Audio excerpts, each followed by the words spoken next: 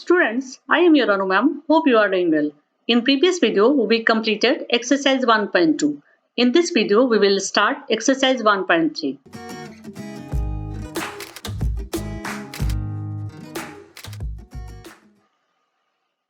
Now question number 1 from exercise 1.3.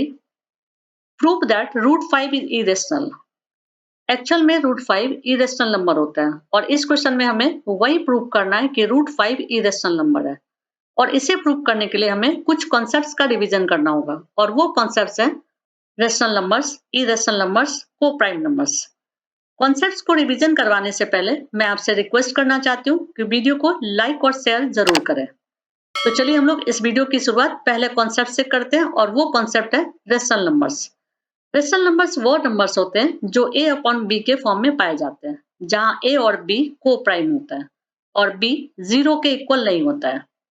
Now next concept irrational numbers. Irrational numbers वैसे numbers होते हैं जो a upon b के form में नहीं पाए जाते हैं। नेक्स्ट कॉन्सेप्ट है को प्राइम नंबर्स। को प्राइम नंबर्स वैसे दो नंबर्स होते हैं जिसका कॉमन फैक्टर सिर्फ 1 होता है। एग्जाम्पल के लिए 2 and 3।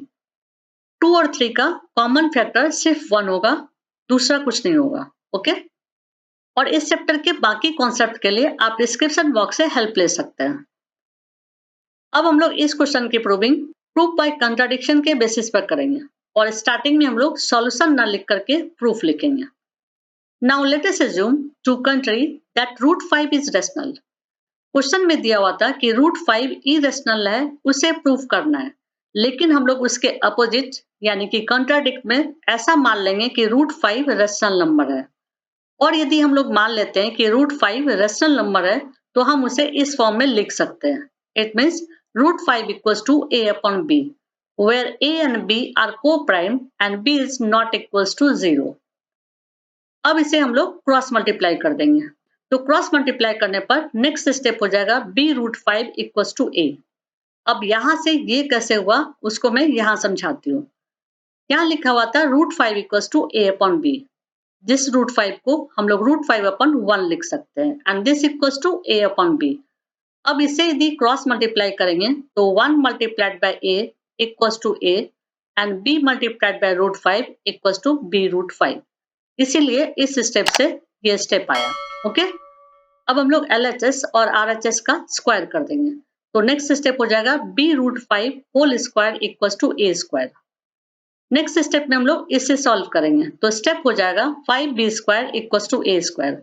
अब इससे ये कैसे आया इसको मैं यहाँ समझाती हूँ। किसी भी इंटीजर के रूट को यदि 2 टाइम्स लिखा जाता है तो वो सेम इंटीजर के इक्विवेलेंट हो जाता है और यहाँ इंटीजर है 5, तो root 5 multiplied by root 5 equals to 5। इसीलिए इस स्टेप से ये स्टेप आया। ओके, इसको हम लोग इक्वेशन 1 मान लेते हैं। नेक्स्ट स्टेप में इस 5 को a स्क्वायर के नीचे लिख देते हैं, तो स्टेप क्या हो जाएगा b square equals to a square upon 5। अब यहाँ हम लोग क्या देख रहे हैं कि a स्क्वायर को 5 डिवाइड कर रहा है, तो लिख देंगे this shows that a square is divisible by 5 and that is prime number. It means a square को 5 डिवाइड कर रहा है और वो प्राइम नंबर है। तो थ्योरम 1.3 क्या कहता है कि यदि किसी इंटीजर के स्क्वायर को कोई प्राइम डिवाइड कर रहा हो तो उस सेम इंटीजर को सेम प्राइम डिवाइड कर सकता है। ओके, अब इसके कॉन्सेप्ट को मैं यहाँ समझाती हूँ। मान लेते हैं a की जगह पर 5, तो क्या हो जाएगा 5 स्क्वायर डिवाइडेड बाय 5, जैसा कि यहाँ लिखा हुआ है। तो 5 स्क्वायर का वैल्यू क्या हो जाता है 25। यदि 25 को 5 डिवाइड कर सकता है तो उस 5 को भी 5 डिवाइड कर सकता है।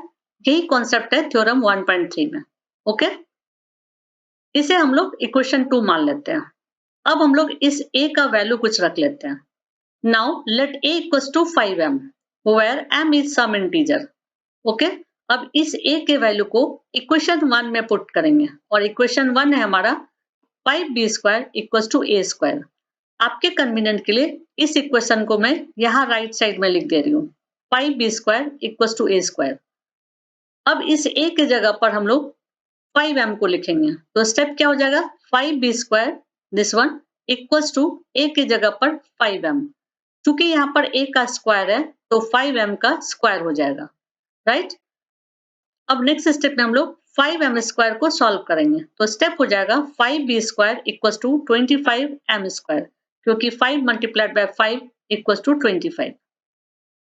अब इस स्टेप में हम लोग क्या देख रहे हैं कि LHS में 5 है और RHS में 25 है, यानी ये दोनों कट सकता है और कटने के बाद नेक्स्ट स्टेप हो सकता है b² equals to 5m²।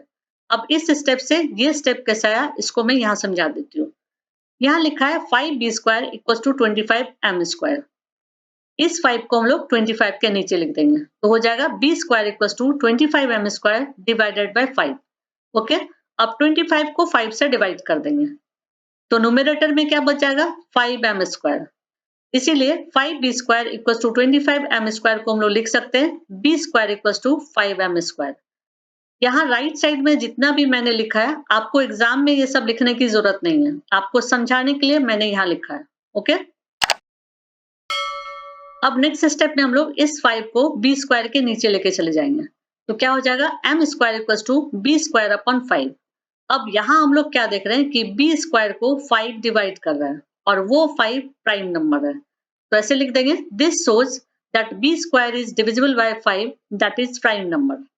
Okay, और थ्योरम 1.3 क्या कहता है कि यदि किसी इंटीजर के स्क्वायर को कोई प्राइम डिवाइड कर रहा हो तो सेम इंटीजर को सेम प्राइम डिवाइड कर सकता है। अब इस स्टेप को हम लोग इक्वेशन 3 मान लेंगे। अब हम लोग इक्वेशन 2 और 3 को देखेंगे। इक्वेशन 2 में लिखा हुआ है कि a डिवाइडेड बाय 5 और इक्वेशन 3 में लिखा हुआ है b डिवाइडेड बाय 5, यानी a और b को 5 डिवाइड कर रहा है। यदि a और b को 5 डिवाइड कर रहा है यानी कि a और b के दो कॉमन फैक्टर हो गए, एक फैक्टर तो 1 हो गया और दूसरा 5 हो गया। ओके, इट मीन्स जो हम लोग का एजम्पशन था वो रॉन्ग है, यानी कि √5 रेशनल नंबर नहीं है, इरेशनल नंबर है। तो हम लोग ऐसे लिख देंगे from equation 2 and 3 we can conclude that 5 is a common factor of both a and b।